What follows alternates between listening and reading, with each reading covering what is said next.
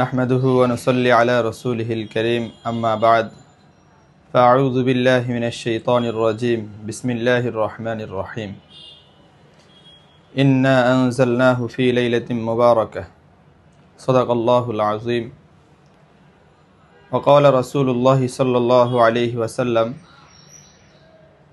عن معاذ بن جبل رضي الله تعالى عنه قال عن النبي صلى الله عليه وسلم يطلع الله إلى خلقه في ليلة النصف من شعبان فيغفر لجميع خلقه إلا لمشرك أو مشاحن أو كما قال عليه الصلاة والسلام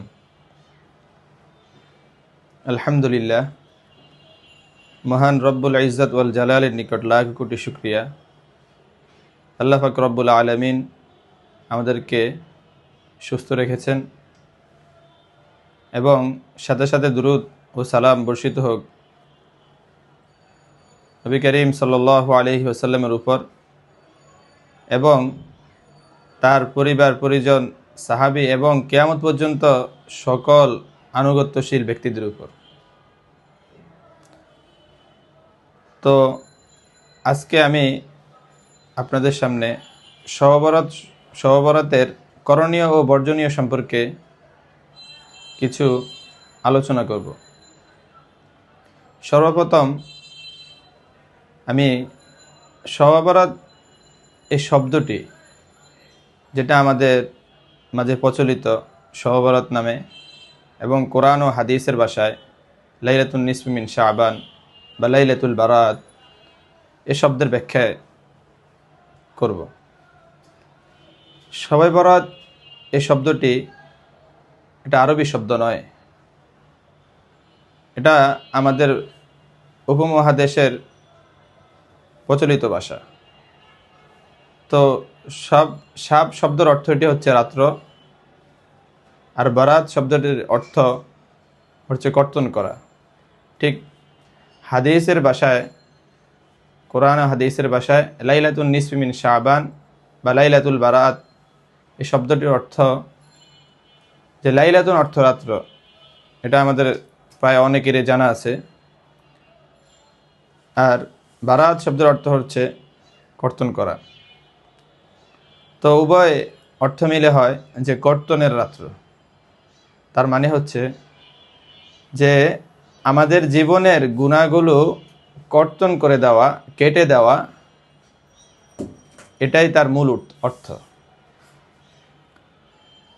তো লাইলাতুল বারাত এ সম্পর্কে কোরআন ও হাদিসের মধ্যে তার বিশেষ গুরুত্ব সম্পর্কে আলোচনা এসেছে। কোরআনের মধ্যে তার আলোচনা আছে, তবে তা নিয়ে মতানৈক্য রয়েছে ওলামায়ে কেরামের মাঝে। তবে হাদিসের মধ্যে, সহিহ হাদিসের মধ্যে তার সুস্পষ্ট বক্তব্য রয়েছে। অনেকগুলো সহিহ হাদিসের মধ্যে, সহিহ ইবনে হিব্বান, তিরমিজি শরীফ ইত্যাদি এগুলোর মধ্যে। সহিহ ইবনে হিব্বান এই হাদিস গ্রন্থে শবে বরাত সম্পর্কে একটি সুস্পষ্ট বক্তব্য রয়েছে। সেটি হচ্ছে হযরত মুআজ ইবনে জাবাল রাদিয়াল্লাহু তাআলা আনহু থেকে বর্ণিত, রাসূল করিম সাল্লাল্লাহু আলাইহি ওয়াসাল্লাম বলেন, ইয়াত্তালিউল্লাহু ইলা খালকিহি ফি লাইলাতিন নিসফি মিন শাবান ফায়াগফিরু লিজামিই খালকিহি ইল্লা লিমুশরিকিন আও মুশাহিনিন। এই হাদিসের অনুবাদ হচ্ছে যে আল্লাহ পাক রব্বুল আলামিন 14 তারিখ দিবাগত রাত্রে তার বান্দাদের প্রতি দৃষ্টি দেন, বিশেষ দৃষ্টি দেন, এবং তার সকল বান্দাকে শর্ত সাপেক্ষে, অর্থাৎ দু ধরনের ব্যক্তি ছাড়া, মুশরিক এবং হিংসা বিদ্বেষ পোষণকারী ব্যক্তি, এই দুই ধরনের ব্যক্তি ছাড়া সকলকে মাফ করে দেন, ক্ষমা করে দেন। তো আমি আপনাদের মাঝে এখন শবে বরাতের ফজিলত সম্পর্কে, তার গুরুত্ব সম্পর্কে কিছু আলোচনা করব। শবে বরাতের গুরুত্ব, এটা নিয়ে এটা তো গুরুত্বপূর্ণ বিষয়, তারপরে এটার গুরুত্ব কেন, এ বিষয়ে কিছু আলোচনা করি। যে শবে বরাত এ সম্পর্কে রাসূল করিম সাল্লাল্লাহু আলাইহি ওয়াসাল্লামের হাদিস তো এসেছে, হাদিসে আসার কারণে তো তার গুরুত্ব বেড়ে গেছে। তারপরেও এই শবে বরাতের গুরুত্ব কেন, যে বছরের অনেকগুলো রাত্রের মধ্যে শবে বরাতের একটা গুরুত্ব। এই রাত্রিতে মানুষ নামাজ আদায় করে, তেলাওয়াত করে, জিকির করে, দোয়া করে, আল্লাহ তাআলার কাছে তওবা করে। এটা কেন করে? এটার একটা গুরুত্ব আছে অবশ্যই, প্রত্যেকটা জিনিস যেরকম গুরুত্ব থাকে।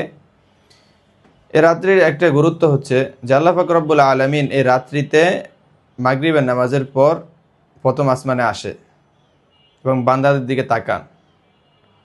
যে মাওলা আমাকে সৃষ্টি করেছে সে মাওলা আমার দিকে তাকান।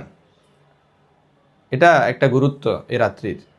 এবং এই রাত্রিতে আল্লাহ তাআলা দুই ধরনের ব্যক্তি ছাড়া, এবং হাদিসের ভাষায় এবং হাদিসের অন্যান্য রাওয়ায়াত অনুযায়ী 6 ধরনের ব্যক্তি ছাড়া সকলকে আল্লাহ তাআলা মাফ করে দেন এই রাত্রিতে। তো এই কারণে এ রাত্রিতে আল্লাহ তাআলার কাছে ক্ষমা চাওয়া, আল্লাহ তাআলার বিশেষ দৃষ্টি পাওয়া, এটা অনেক বড় বিষয় বান্দার জন্য। তো এখন আমি আপনাদের সামনে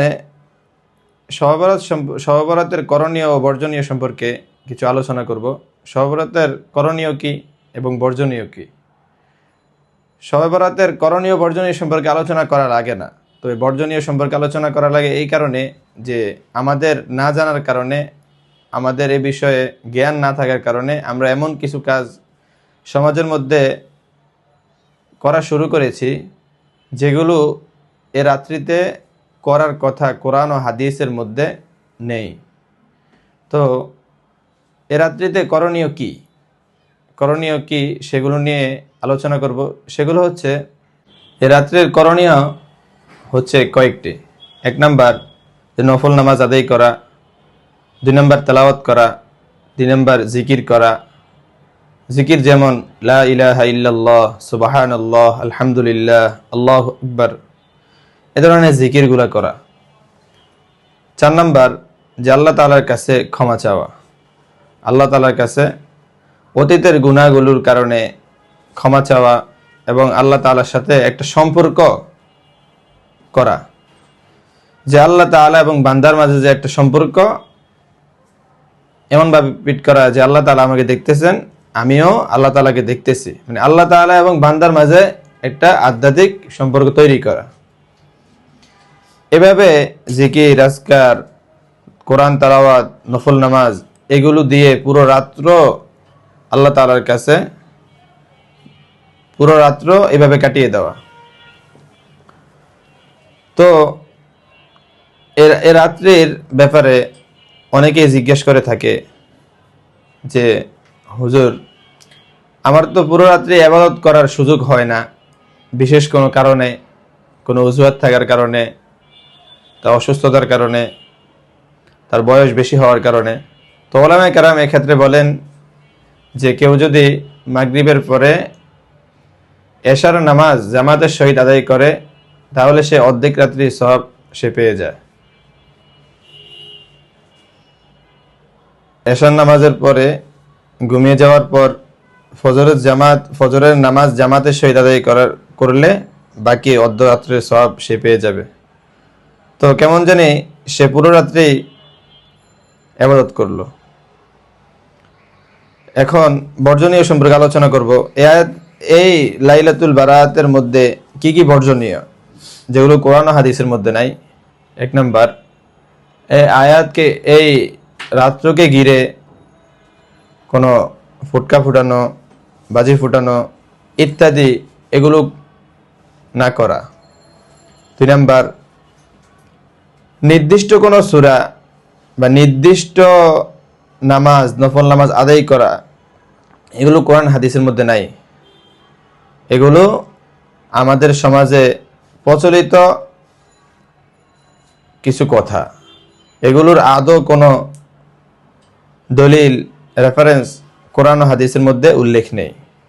3 নাম্বার, এই রাত্রিতে বাড়িতে একা একা থেকে একাগ্রতার সাথে নামাজ আদায় করা, তবে মসজিদের মধ্যে একত্রিত হয়ে কিছু সময় ওয়াজ নসিহত শুনে তারপর একসাথে দোয়া করা, নামাজ পড়া, এগুলো কোরআন হাদিসের মধ্যে নাই, এগুলো প্রচলিত বেদাত।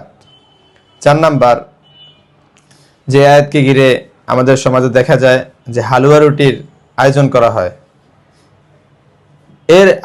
এই রাত্রকে নির্দিষ্ট করে হালুয়া রুটির আয়োজন কোরআন হাদিসের মধ্যে নাই,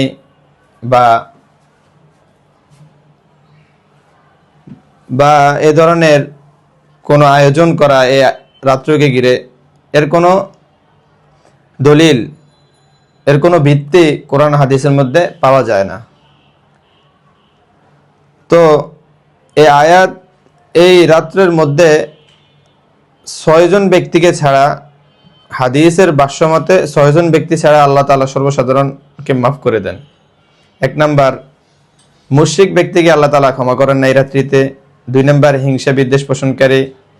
3 নাম্বার,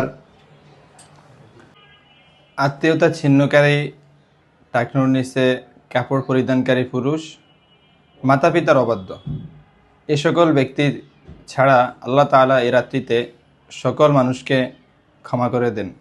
ও আখিরু দাওয়ানা আনিল হামদুলিল্লাহি রাব্বিল আলামিন।